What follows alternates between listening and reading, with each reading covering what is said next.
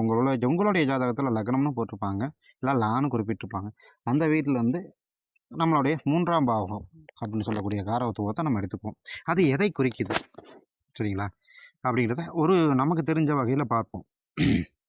3ஆம் வீடு எல்லாத்துக்கும் தெரிஞ்ச ஸ்தானம் இளைய சகோதர ஸ்தானம். அதையும் தாண்டி வீரியஸ்தானம், தைரியஸ்தானம் சரிங்களா.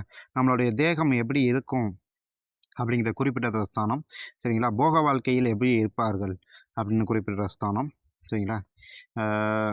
நம்மளுடைய உடல் வலிமையை குறிக்கக்கூடிய ஸ்தானமும் அதுவாக தான் வரும் சரிங்களா. அதாவது ஒரு விஷயத்துலேருந்து அந்த பையன் மீண்டு வருவானா வரமாட்டானா அப்படிங்கிறத கண்டுபிடிக்கிறதுக்கு அந்த 3ஆம் பாவம் தான் உதவி செய்யும் சரிங்களா. அதே போல் அவசரத்தனம், அதே போல் மிமிக்ரி, அதை பல குரல் மன்னர்கள் இருக்கார்கள்ல, அந்த மிமிக்ரியை பண்ணுறதும் 3ஆம் ஸ்தானத்துலேருந்து தான் சரிங்களா.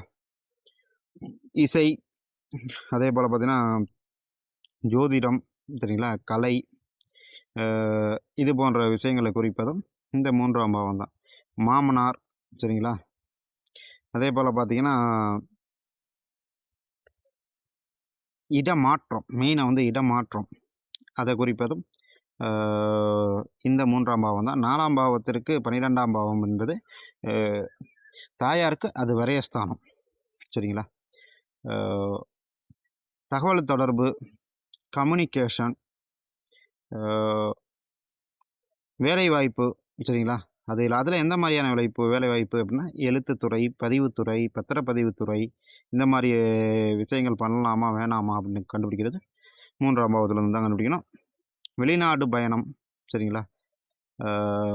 அதே போல் ஃபைல்ஸு, விடாமுயற்சி,